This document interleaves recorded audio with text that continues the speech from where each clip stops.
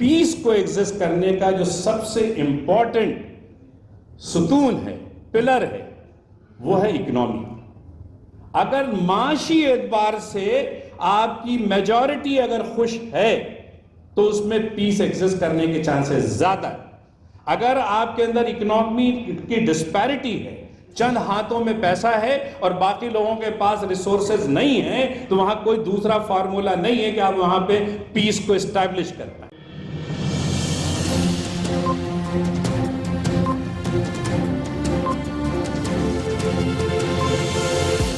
جھوٹ سے دور، خبروں سے بھرپور۔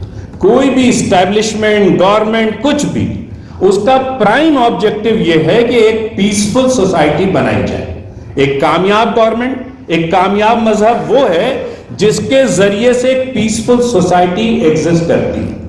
اور کسی بھی سماج میں ایک پیس کو ایگزسٹ کرنے کا جو سب سے امپورٹنٹ ستون ہے، پلر ہے، وہ ہے اکنامی۔ اگر معاشی اعتبار سے آپ کی میجورٹی اگر خوش ہے تو اس میں پیس ایگزسٹ کرنے کے چانسز زیادہ ہے۔ اگر آپ کے اندر اکنامی کی ڈسپیرٹی ہے، چند ہاتھوں میں پیسہ ہے اور باقی لوگوں کے پاس ریسورسز نہیں ہیں، تو وہاں کوئی دوسرا فارمولا نہیں ہے کہ آپ وہاں پہ پیس کو اسٹیبلش کر پائیں۔ پیس کے اسٹیبلش کرنے کا پرائم فارمولا یہ ہے کہ آپ کا سماج میں جو اکنامیکل ڈسٹریبیوشن ہے وہ آلموسٹ برابر ہونا چاہیے۔ اور اس کے طرف تین بڑے نظام ہیں دنیا میں جو معاشیت کے نظام یا اکنامک اسٹیٹس کہہ لیجئے۔ ایک کیپٹلزم ہے جس کا تقاضا ریسورس چند ہاتھوں کے اندر کنفائنڈ ہو جاتا ہے۔ کچھ بڑے کارپوریٹ، کچھ بڑے لوگوں کے ہاتھ میں ریسورس ہوتے ہیں اور ان کا پروفٹ موٹیو ہوتا ہے، profit and profit and profit. تو اس کا فائدہ سماج کے اور لوگوں تک نہیں پہنچتا، ڈسپیرٹی آف اکنامی ہوتی ہے، اس لیے جلن، حسد، ڈکیتی، چوری جیسی بہت ساری سماجی برائیاں اتپن ہوتی ہیں۔ دوسرا نظام کمیونسٹوں کا نظام تھا۔ بات مساوات کی ضرور ہے، جہاں اسٹیٹ سارا کام کرتا ہے، باقی لوگوں کو ایک اجرت دے دی جاتی ہے، وہ صرف کھاتے پیتے رہتے ہیں۔ رسول اللہ صلی اللہ علیہ وسلم نے جس اکنامی کی بات کری، اس اکنامی میں نہ تو کیپٹلزم کو فروغ دیا گیا ہے، نہ سوشلزم کو فروغ دیا گیا ہے۔ وہاں دونوں اسٹیٹ کو بھی امپورٹنس دی گئی ہے اور انڈیویجول کو بھی امپورٹنس دی گئی ہے۔ ایک آدمی کس طریقے سے، کیونکہ جب تک آپ، قرآن کہتا ہے کہ مفلسی ایک حد سے زیادہ ایمان کو کمزور بنا دیتی ہے۔ تو اگر ایمان کو مضبوط رکھنا ہے تو مفلسی سے آپ کو باہر نکلنا ہے۔ کب نکلیں گے؟ جب آپ اکنامک تقاضوں کو سمجھیں گے اور اپنی زندگی میں محنت مشقت کر کے خوش آپ کو خود رہنا ہے، خود بھی خوش رہنا ہے۔ اور قرآن یہ کہہ رہا ہے جو سب سے بڑی رسپانسبلٹی آپ کے اوپر آپ کے بیوی اور آپ کے بچے اور آپ پہ جو لوگ نربھر کرتے ہیں ان کو خوش رکھنا آپ کی پرائم رسپانسبلٹی ہے۔ پوری ہیرارکی کلیئر کر رہا ہے۔ اس کے بعد یہ کہہ رہا ہے خود اور بچوں کے بعد اپنی ذمہ داریوں کو نبھانے کے بعد آپ کے پاس جو سرپلس بچ جاتا ہے وہ پھر آپ بانٹیے۔ کن میں بانٹیے؟ غریبوں میں، مسکینوں میں، مسافروں میں۔ وہ پورا ایک اس کی بھی ہیرارکی بتاتا ہے کہ ان میں آپ اس کو تقسیم کریے۔ کیا منع کر رہا ہے اللہ کے رسول اور قرآن؟ کیا منع کر رہے ہیں؟ ایکیومولیشن آف ویلتھ کو منع کر رہے ہیں۔ مال اکٹھا نہیں ہونا چاہیے، روٹیٹ ہونا چاہیے اکنامی۔ پیسہ لوگوں کے ہاتھ میں یا ریسورسز لوگوں کے ہاتھ میں بڑھتے رہنا چاہیے۔ یہ ٹیچنگ 1400 سال پہلے کی ہے۔ آج کی ماڈرن اکنامی کا بھی اگر بنیاد سراج صاحب اور مینجمنٹ کے آدمی ہے، اگر بنیاد آپ دیکھنے جائیے تو روٹیشن آف اکنامی ہے۔ جس کنٹری میں، جس جگہ آپ دیکھیں گے کہ ایکومولیشن ہوتا چلا جا رہا ہے، سپر کیپٹلزم کی طرف جب آپ جائیں گے تو آپ کو احساس ہوگا پیسہ چند ہاتھوں میں ہے اور جن کے ہاتھ میں ہے ان کے پاس بھی 24 گھنٹہ ہے، ان کے ہیلتھ میں بھی اتنی اٹیک ہے جتنا ہم پہ۔ تو ان کی جتنی کیپیسٹی اور کیپیبلٹی ہے اتنا ہی اس فنڈ سے لوگوں کو فائدہ ملے گا۔ لیکن اگر یہ پیسہ گھوم کر کے آخری پیدان پہ کھڑے ہوئے لوگوں تک بھی پہنچ جائے گا تو سب ایک دوسرے کو کنٹریبیوٹ کر رہے ہوں گے، ایک ہیلدی سوسائٹی بن کر کے تیار ہوگی، ایک پیسفل سوسائٹی بن کر کے تیار ہوگی۔ اب میں اسلام، ظاہر ہے جو کتاب الدین صاحب نے کہا، احمد صاحب نے 12 منٹ کی قید لگا رکھی ہے، 12 منٹ میں رسول اللہ صلی اللہ علیہ وسلم کے کسی ایک گوشے کا اگر میں مائکروز بھی اٹھا لوں تو میں اس کو جسٹیفائی نہیں کر سکتا ہوں. میں صرف اپنی بات یہ آپ سے کہوں کہ صرف اسلام نے یہ پڑھایا نہیں ہم کو، انہوں نے پھر انسٹرومنٹ بنا کر کے دیا. لچک جس کی طرف میں کہہ رہا ہوں، سود حرام. سود کب حرام ہوتا ہے؟ جس دن نبوت ڈکلیئر ہوتی ہے اس دن سود حرام نہیں ہوتا. آپ 13 سال 53 سال کی عمر میں جب آپ آتے ہیں مدینہ منورہ کے اندر، وہاں پہ سودی نظام رائج تھا، یہودیوں کے کنٹرول میں سارا بزنس تھا. لیکن 4 سال بعد سود حرام ہوا جب آپ نے قرض حسنہ کو ایک پیرلل سسٹم کو اسٹیبلش کیا، اور انصار مدینہ جو اس وقت دولت تھی ان کو مہاجرین مکہ کو دولت تقسیم کرا، ایک بھائی دوسرے بھائی کو دے کے، اور اس نے اپنا شرم لگایا، لیبر لگائی، انہوں نے پیسہ لگایا، اور اس کے سارے سسٹم ڈیولپ ہوئے تجارت کے، اور ویریس سسٹم ڈیولپ ہوئے. انویسٹمنٹ کا بھی سسٹم ہے، اشتراک کا بھی سسٹم ہے، سارے سسٹم جو آج ایگزسٹ کر رہے ہیں بزنس کے، وہ سارے سسٹم ڈیولپ کرے گئے. لیکن ان سسٹم کو ڈیولپ کرتے ہوئے اسلام نے صرف اتنا کیا کہ آپ کو اس کی حدود بتا دی گئی. اسلام نے یہ نہیں کہا کہ منافع نہیں کمائیے، بیکاز منافع نہیں کمائیں گے تو کوئی بھی اسٹیبلشمنٹ نہیں چلے گا. لیکن وہ منافع خوری نہیں ہونا چاہیے. ایک طرف اگر لوگ مر رہے ہیں اور آپ چیزوں کی ہولڈنگ کر رہے ہیں، اناج وغیرہ اکٹھا کر کے آپ جمع کر لیتے ہیں اپنے گوڈاؤنز میں، اور اس کی پھر قیمت بڑھا کے منافع، اسلام اس کو مسترد کر دیتا ہے.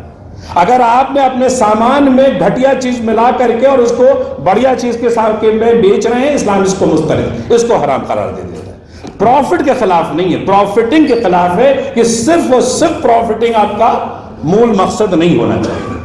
تو پوری ایک ڈیٹیل سسٹم اکنامی کا اسٹیبلش کیا گیا.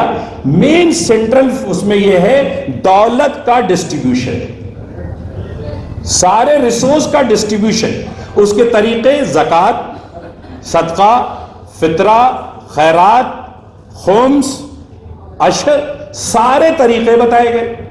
کس طریقے سے کسان اپنی کھیتی سے پیدا ہوا جو منافع وہ کیسے اپنے اناج کو بانٹے، کس طریقے سے تاجر بانٹے، اور کس طریقے سے آپ کو اگر آپ کے پاس ایکس اماؤنٹ ہے اور آپ صاحب حیثیت ہیں تو آپ اپنی تمام کیومولیٹو سیونگ کا 2.5%، 40 میں 1 نکال کر کے آپ کو زکوٰۃ کی شکل میں سوسائٹی میں واپس آپ کو دینا ہے.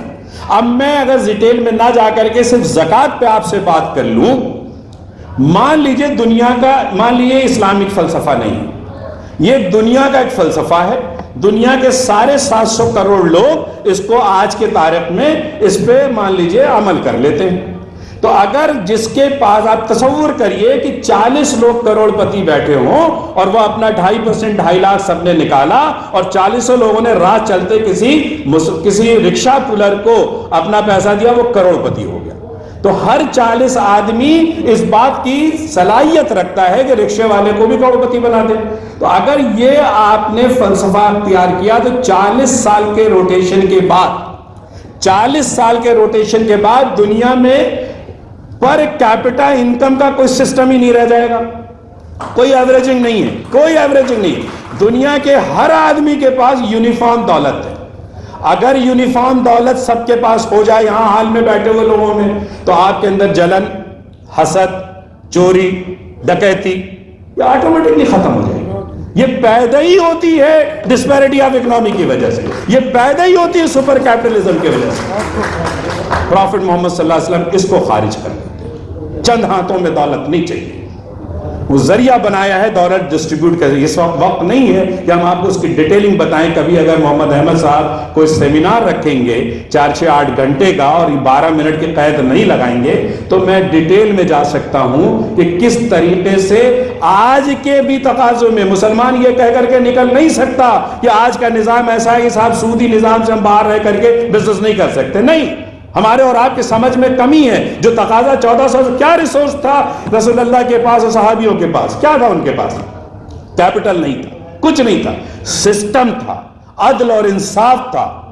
ہر آخری آدمی کی فکر تھی کہ اگر میں کھا رہا ہوں تو 40 گھر بھوکا نہ رہے، اگر میرا پڑوسی نہیں کھائے گا تو میں کھانا نہیں کھاؤں گا. اس بات کی فکر پہ ایک سوسائٹی رسول اللہ نے بنائی.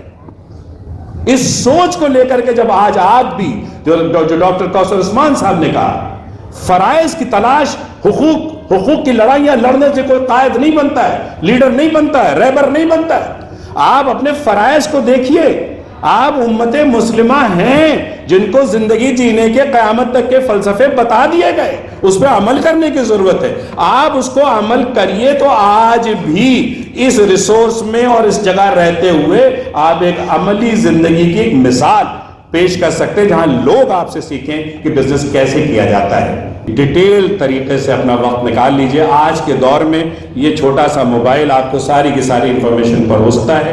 آپ جا کر کے دیکھیے کہ رسول اللہ کے زمانے میں اکنامکس کے کون سے طریقے انہوں نے اس وقت سجھائے تھے۔ میں یقین دلا دوں آج بھی وہ طریقے اتنی ہی معنیت رکھتے ہیں جتنی اس وقت رکھتے تھے۔ ضرورت ہے کہ ہم اس کو اچھی طریقے سے سمجھیں اور اس طریقے سے اپنے بزنس کو ڈھالیں اور اس بزنس میں کوشش کریں کہ ہمارے جو امپلائیز ہوں، شیئر ہولڈر ہوں، سٹاک ہولڈرز ہوں، ان سب کے بہتری، ان سب کے پروفٹ کا ایمانداری کے ساتھ خیال رکھتے ہوئے ہم اپنے تجارت کو کر کے ایک نیا نمونہ پیش کریں۔